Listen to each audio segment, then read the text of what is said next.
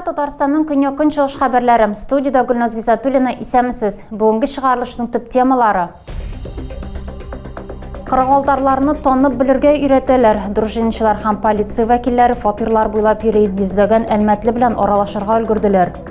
Чупай ташы һәм кояш сәгате Шарлавыклы буаларда шишмә яңа сулыш ала.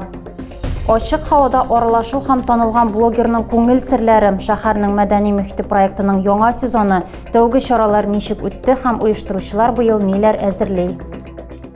Кичә 22 июньдә Россиядә хәтер һәм кайгы көне билгеләп үтелде. Әлмәт районыннан фронтка 18640 кеше чакырыла, 8000ннән артыгы һәлак була һәм хәбәрсез югала. Әлмәтләр ватандашлар истәлегенә мәңгелек утка чәчәкләр салды һәм хәтер шәме акциясе уздырды.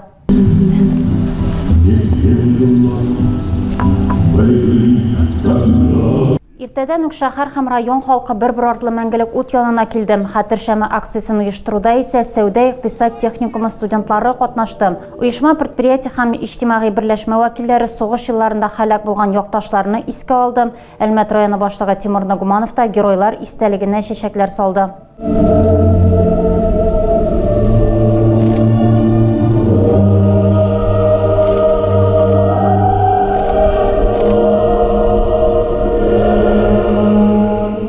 Ярты ел эчендә 300-гә якын әлмәтле кыргылдарлардан зыян күргән, югалткан акчалар исә дистәлегә миллионнар белән исәпләнә. Хокук сакчылары әйтүенчә, якын киләчәктә мондый җинаятьчелекнең кимүе күзәтелми. Берәүләр алдау схемаларына ышана, икенчеләр үзләре үк мошенниклар челтәренә килеп каба. Яз башыннан полиция хезмәткәрләре һәм халык дружинасы әгъзалары фатирлар буйлап йөри башлады. Йөзләгән әлмәтле белән аралашырга да өлгерде. Рейдларның берсендә безнең иҗат төркеме дә катнашты.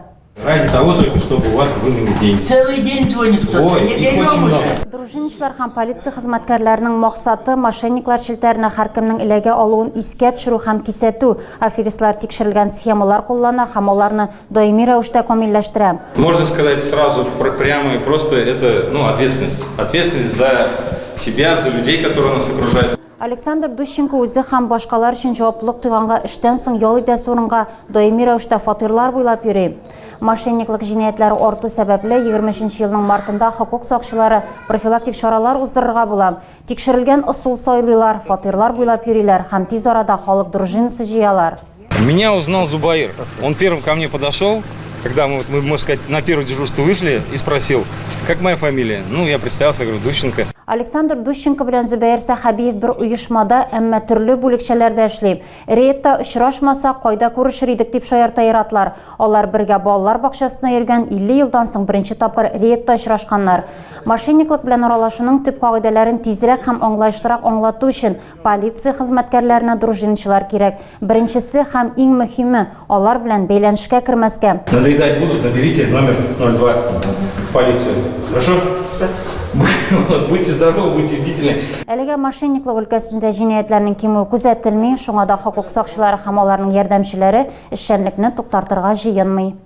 20 яшьлек әлмәтле автоинспекторларның игътибар үзәгенә эләкте һәм социаль челтәрләр героена әверелде. Шушы көннәрдә егет буш парковкада үз-үзе белән узыш оештырам, соңрак юл билгесен җимерәм. Ни өчен мондый гамәлләр кылгансың? Безнең иҗат төркеме ачыклык кертергә тырышты. За что сюда доставлены?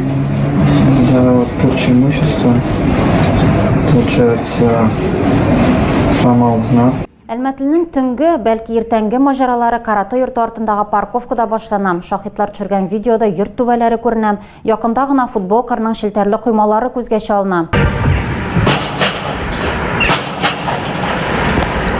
Юл йөрү тыела билгесе белән көрәш барышындагы тавышлар тирә-якка яңгырап тора. Бу җирле халыкны видео социаль челтәрләрдә таралгач, барлык әлмәтләрне гаҗәпкә калдырды. Шимбә көнне үзәк урамдагы автотомашаны күреп шаккаткан халык ачулы комментарийлар язуларын дәвам итте. Хәзерге вакытта хукук бузучыга карата ЮХИДИ хезмәткәрләре тарафыннан Россия Федерациясе административ хукук бузулар кодексының юлларга, тимер юл кишүләренә яки башка юл корылмаларына зыян китерү һәм куркынычсызлык кайышларын куллану кагыйдәләрен бузу маддәләре буенча административ хукук бузу турында 2 беркетмә төзелде. Беренче хукук бузу әлмәтлегә 10 000 сумга кадәр штраф белән яныйм, икенчесе өчен 500 сум түләргә туры киләчәк. Раскаиваюсь, отремонтирую. Почему?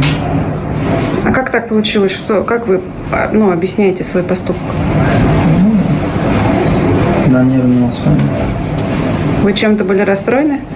Да. Гаепле булуын таныды һәм үкенүен белдерде, әмма үз гамәлен аңлата алмады. Хокук бузучының кәйфе бузылу сәбәбе билгесез булып калды. Ална стадионы янындагы чишмәне төзекләндерү ахырына якынлаша. Алтын алмалар турында әкиятләр программасы кысаларында рәссамнар һәм урбанистлар шәһәр мөхитенең мәдәни эштәлеген байыту белән генә шөгыльләнеп калмый. Нефтчеләр инициативасы белән экспертлар чишмәләрне тулы җәмәгать киңлекләренә әйләндерү проектында гамәлгә ашыра. Беренче чиратта шәһәр эчендәге чишмәләр төзекләндерелә. Освещена вот эта вот часть родника. Вот, и это условно первая такая зона, которую мы видим, когда входим. Мария Гусева иң элек кояш сагаты булдыруны максат итеп куймый. Илһам эш барышында килде ди. Мондый прибор буенча төгәл вакытны билгеләү мөмкин түгел, әмма яктылык хәрәкәтен күзәтергә була. Әлеге чишмә урнашкан шарлавыклы буалар буенча шәһәрнең иске өлешеннән яңасына җәяү узарга була. Маршрут буенча әлмәтләр өчен кызыксыну нокталары күбрәк булган саен яхшырак дип саный архитектор. Аларны һәркемнең күңеленә хуш килерлек иҗтимагый киңлекләргә әйләндерү өчен күп көч кирәк түгел. Өстәвенә халык бу урыннарны булай да үз итә. Особенно когда жара, это прям точка притяжения всех, кто знает об этом роднике. Мария чишмәдә скульптор Павел Игнатьев белән бергәләп эшли. Әлмәтләр Павелны программаның иң танылган арт-объектларының берсе Ленин урамындагы Абдулла Тукай скульптурасы аша белә. Проектның иҗади коллективы бу эштә Әлмәт өчен әһәмиятле булган чупай ташын кулланырга карар иткән. Аның белән чишмә корпусы һәм барлык төзекләндерү элементлары ясала. Шәһәрнең беренче йортлары да чупай ташыннан төзелгән. Әлеге иҗтимагый урыннарның да беренче йортларның ишек аллары кебек уңайлы булуын телиләр. Чишмәне төзекләндерүдә төп ярдәмче Татнефть компаниясе. Нефтчеләр аларны 90-нчы еллар уртасында ук үз канаты астына алды. Бөтен көньяк көнчыгыш буенча масштаблы эшләр башкаралар. Төзүчеләр һәм рәссамнар эшне ай ахырына тәмамларга ниятли. Николай Кудашев исемендәге балалар музыка мәктәбендә киләчәккә юл мөмкинлекләре шикләнгән балаларга ярдәм республика проекты кысаларында очрашу узды. Белгечләр, ата-аналар һәм остазлар өчен мастер-класс күрсәтте. Очрашуда үзенчәлекле балаларның иҗади сәләтләрен үстерү, аларга җәмгыятькә яраклашырга һәм һөнәр сайларга ярдәм итү хакында сөйләштеләр. Очрашу Татарстан Яңа гасыр республика иҗтимагый хәрәкәте тарафыннан оештырылды. Проект 24 ел дәвамында үзгә ихтыяҗлары булган балаларга җәмгыятькә яраклашырга, һөнәр сайларга һәм шул рәвешле мөстәкыйль, тулы хокуклы тормыш тәэмин итәргә ярдәм итә. Иҗади номерлар белән Нәҗип Җиһанов исемендәге Казан дәүләт консерваториясе, музыка күллияте һәм 18-нче балалар музыка мәктәбе студентлары, укытучылары чыгыш ясый.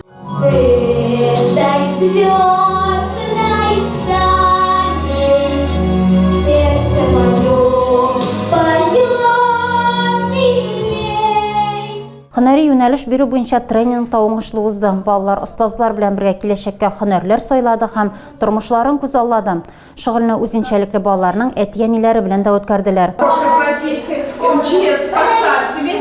Укытучылар өчен мастер-классны Казанның 18-нче балалар музыка мәктәбе остазлары үткәрде. Алар укытуның авторлык методикасын булдырган, катнашучыларга мөмкинлекләре чикле сәләтле балаларның үсеше, җәмгыятькә яраклашу юллары турында сөйләделәр. Әлмәттә шәһәрнең мәдәни мөхите проектының чираттагы сезоны старт алды. Әлмәтләрнең мәдәни ял көннәре җомга кичендә башлана. Шәһәрнең 7 җәмәгать киңлеге кичке 6-дан башлап артистларны һәм тамашачыларны кабул итә. Узган ел оештыручылар очрашуларга яңа төсмер өстәде. Илнең төрле шәһәрләреннән урам музыкантларын һәм медиа шәхесләрне чакырдылар. Яңа сезонда да әлеге юнәлешне дәвам итәргә булганнар. Я все-таки должен сделать первый шаг, и как раз-таки вот этот шаг дал мне возможность побыть с отцом, вот последний год его жизни. Караку скверында дистәләгән әлмәтле җыелды. Программаның төп кунагы блогер һәм спортчы, паралимпинист Рөстәм Нәбиев. Узган ел Әлмәттә кунак булган иде инде. Ачык һавадагы аралашу мәдәни әңгәмә проектының яңа юнәлешен ачты. Бу елда узгандагы кебек мәңгелек темалар турында фикер алыштылар. Әти-әниләр һәм балалар мөнәсәбәте авырлыкларга да карамастан ничек яшәргә һәм башкалар җиргә титмәгән гамәлләрне башкару хакында. Быел мәдәни мөхит мәйданчыклары исемлегенә тагын берәү өстәлде. Мәгърифәт бульвары шәһәрнең иң популяр иҗтимагый киңлекләренең берсенә әверелде. Һәм оештыручылар аны да үзләштерергә кирәк дип тапты. Биредә тамашачыларга традицион программа, ачык һавада концерт тәкъдим ителде.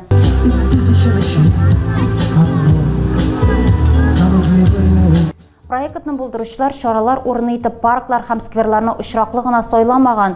Биредә тамаша залы өчен скамьялар да бар, тирә-яктагы киңлек үзе бер зур сәхнә.